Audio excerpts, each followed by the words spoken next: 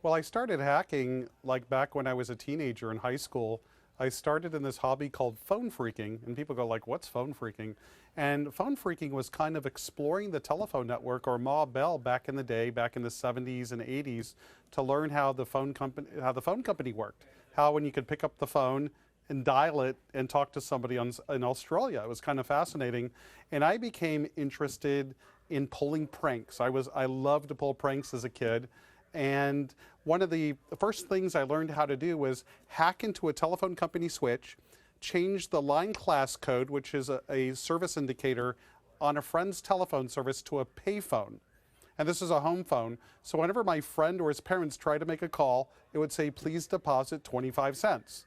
So I'd pull all these pranks and I'd learn about the telecommunication system. And this is unlike Steve Jobs and Steve Wozniak, the founders of Apple Computer.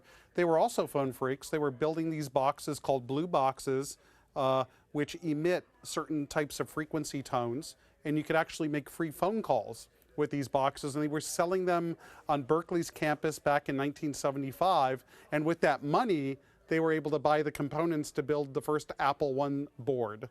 So phone phreaking actually started Apple Computer. So I was fascinated with this hobby, and then eventually it led into hacking because I wanted to get better control over the phone company to kind of be able to do anything, get anybody's unlisted number, be able to pull pranks like I did before, being able to create telephone service. It was more of an exploratory thing, and then that led into hacking. And then in my hacking, my goal was to become the best hacker. It wasn't to get any particular type of information. It was essentially to see, how good I can get at circumventing security. And that was my goal. I did it for the intellectual curiosity, the pursuit of knowledge, and the seduction of adventure.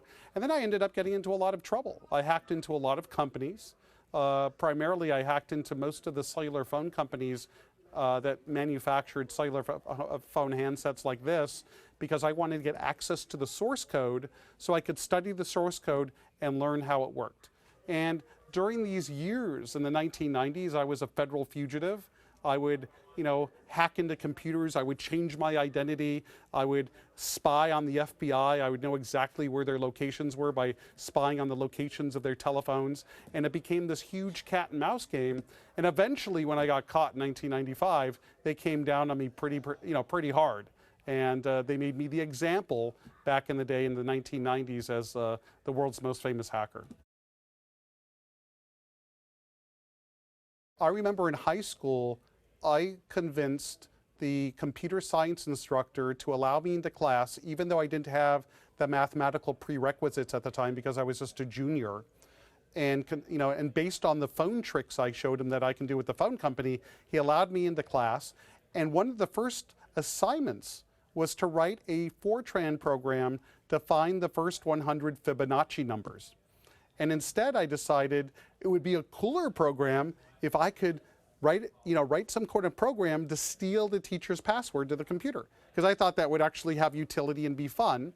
So I spent, and this was my first program. So I spent a lot of time researching it. I went down to Cal State University Northridge in the San Fernando Valley and read a lot of their manuals. And I actually built the program, and it worked. I did get his password. I didn't tell him at the time. It was kind of like phishing, but a la the 1970s. So eventually he goes, Kevin, I'm kind of upset with you. And I go, why? He goes, you never turned in your homework. I allowed you into class. I waived these prerequisites, and you didn't do any work. And I said, well, I kind of didn't like that Fibonacci program. I thought I could write something more fun. And he goes, well, what do you mean more fun? I said, like the program I wrote to steal your password, and your password is such and such. And his jaw dropped, and then I showed him what I did.